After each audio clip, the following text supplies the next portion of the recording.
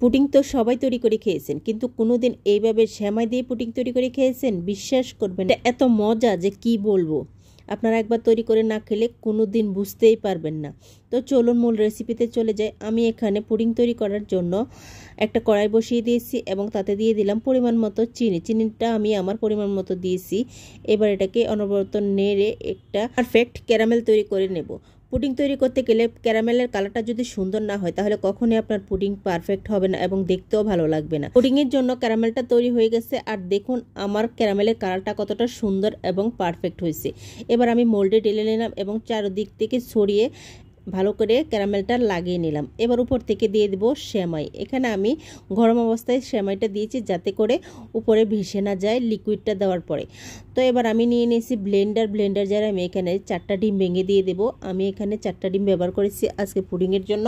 আপনারা চাইলে কম বেশি করে নিতে পারেন, এটা যার যার পরিমাপ অনুযায়ী। তো আমি এখানে দিয়ে দিলাম 1 কাপ দুধ আর দিয়ে দিলাম 1 কাপ চিনি। আমি কিন্তু দুধ আর চিনিটা একই কাপে মেপে দিয়েছি। এবার দিয়ে দিলাম সামান্য পরিমাণ লবণ আর দিয়ে দিলাম 4 চামচ গুঁড়া দুধ। এবার সব কিছু ভালো করে ব্লেন্ড করে নেব। তো আমার ব্লেন্ড করা হয়ে গেছে। এবার ঢাকনাটা খুলে নিলাম। আমার লিকুইডটা কিন্তু একদম রেডি হয়ে গেছে।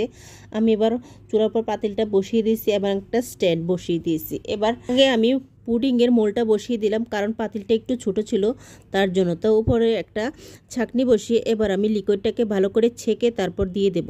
তো আমার ছাঁকা হয়ে গেছে। এবার উপর থেকে এই লাম্পসগুলো ফেলে দেব।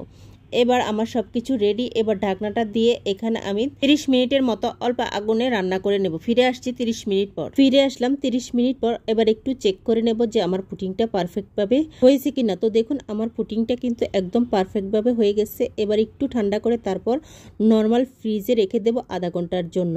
আধা ঘন্টা রেখে দিলে পুডিংটা কিন্তু একদম সেট হয়ে যায়। তারপর এটা বের করে নেব। তো আমার আধা ঘন্টা হয়ে গেছে। এবার আমি পুডিংটা ফ্রিজ থেকে বের করে নিয়ে আসলাম। এবার সাইডটা একটা চাকুর সাহায্যে ভালো করে সারিয়ে নেব। এবার মোল্ড থেকে খুব সাবধানে আমি প্লেটে পুডিংটা ঢেলে নেব। এই কাজটা কিন্তু অনেক সাবধানে করতে হয়, তা না হলে কিন্তু পুডিংটা ভেঙে যেতে পারে। তো দেখুন মাশাআল্লাহ আমার পুডিংটা কিন্তু খুব সুন্দর এবং পারফেক্ট হয়েছে। আমি আপনাদেরকে কেটু এবার দেখিয়ে দেব। তারা প্রতিদিন একই রকম পুডিং তৈরি করেন, সেই পুডিংটা তৈরি না করে সামনের ঈদে আপনারা চাইলে সকালে এরকম একটা সুন্দর ডেজার্ট আইটেম তৈরি করতে পারেন। এটা দেখতে যেমন আকর্ষণীয়, খেতেও কিন্তু দারুণ মজা। বা ঈদের দিনের বিকেলে মেহমানের সামনে যদি এরকম সুন্দর একটা পুডিং আপনি সার্ভ করেন তাহলে কিন্তু তারা দেখে একদমই আশ্চর্য হয়ে যাবে যে এত সুন্দর একটা পুডিং আপনি কিভাবে তৈরি করলেন।